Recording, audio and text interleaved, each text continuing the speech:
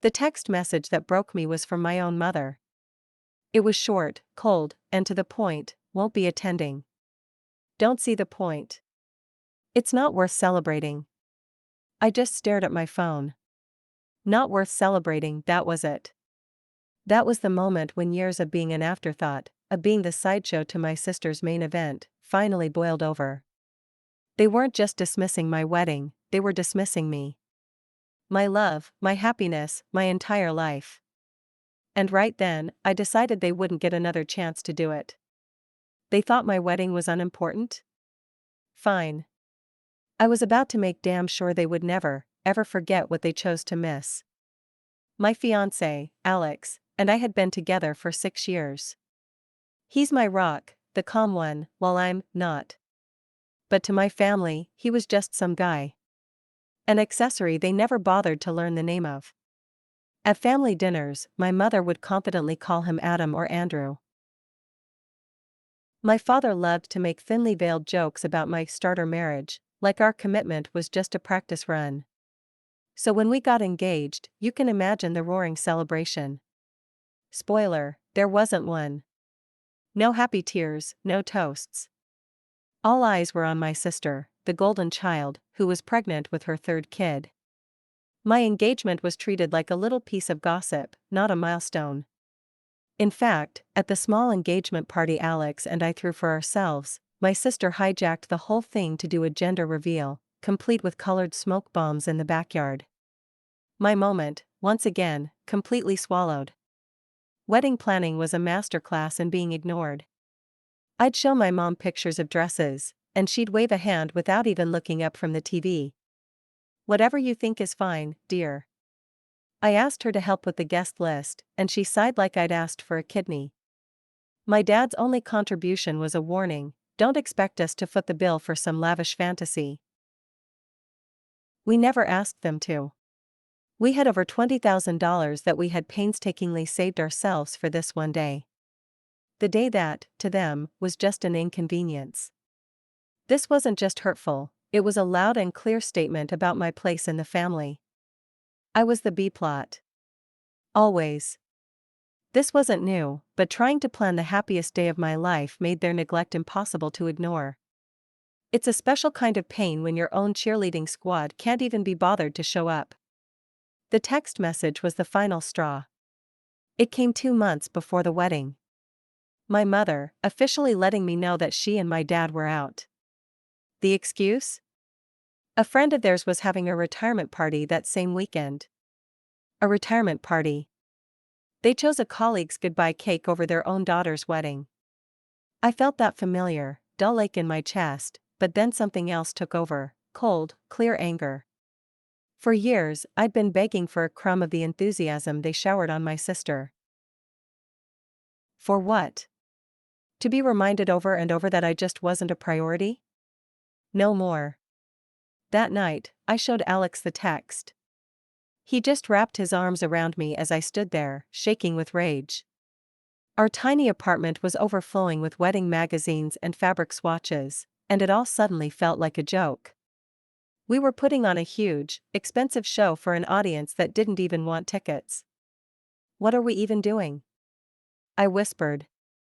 We're planning this huge party for people who couldn't care less. Alex pulled back and looked at me, dead serious. So let's not.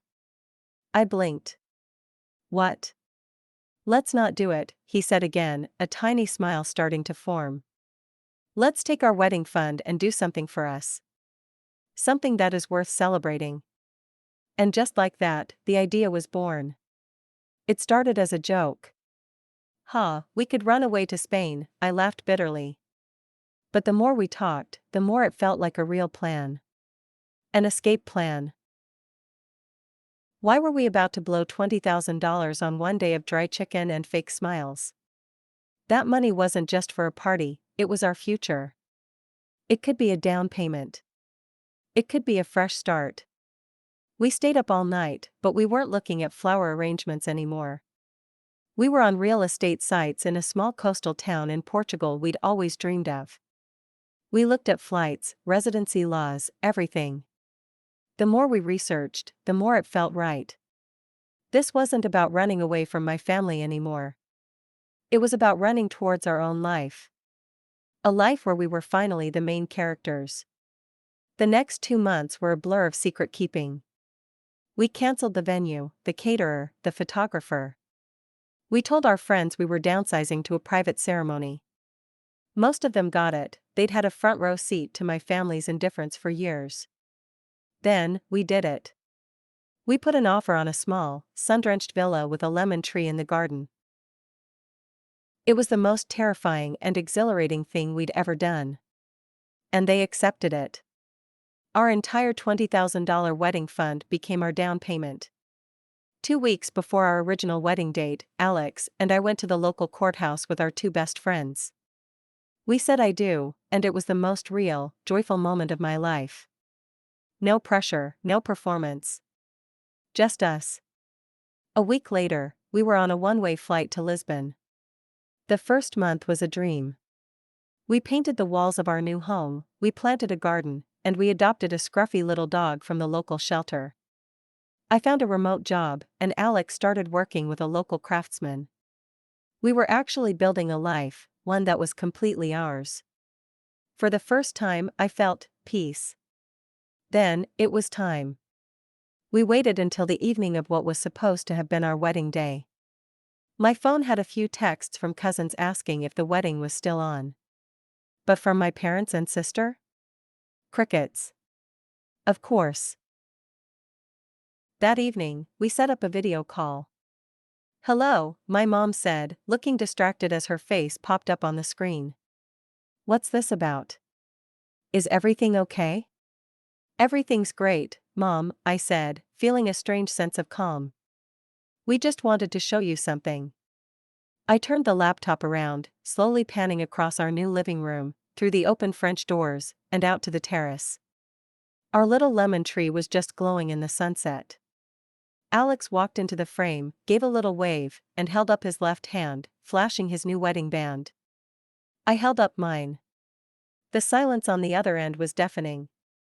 My sister finally broke it. "What is this? Where are you?" "We're home," I said simply. "We live in Portugal now. We got married last month." My mother's face went from confused to sheet white. "You, what? You got married without us?" "Well," I said, keeping my voice steady, "you said it wasn't worth celebrating. So we took the $20,000 we saved for the wedding and bought a house instead." My father's face, which had been off-screen, suddenly shot into the frame. He looked like thunder. "You did what? Without talking to us?" Alex put his arm around my shoulder. "Why would we? You made it pretty clear you weren't interested. We decided to invest in something that would last a lifetime, instead of a party for one day." And then, the explosion. My sister started yelling about how selfish I was, how I did this just to hurt them. My mother started crying, wailing about missing her daughter's wedding. My father just sputtered about the money, as if it was ever theirs to begin with. It was all so predictable. They weren't sad they missed the wedding. They were furious they had lost control. The weeks after that call were a storm of angry voicemails and manipulative texts. They tried everything: guilt trips, rage, fake heartbreak.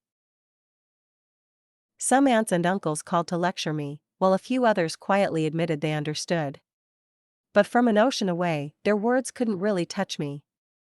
The funny thing about putting an ocean between you and your toxic family is that you can finally see everything clearly. Their neglect was a cage I didn't even know I was in until I was free. Now, Alex and I have built a life here. We have friends who are our chosen family, people who actually celebrate with us. My life is finally full of a joy that feels real because we earned it. My family still tries to get in touch. The anger has mostly faded into this sad confusion. They send photos of my sister's kids, I guess to try and pull at my heartstrings. But the regret they're feeling? That's their burden to carry, not mine. I didn't leave to get revenge. I left to be happy. And it turns out, living a peaceful, happy life on my own terms was the best revenge of all. So, what would you have done? Taken the big wedding or bought the house? Let me know your thoughts in the comments below. And for more stories about taking back your own story, make sure you like this video and subscribe. Thanks for watching.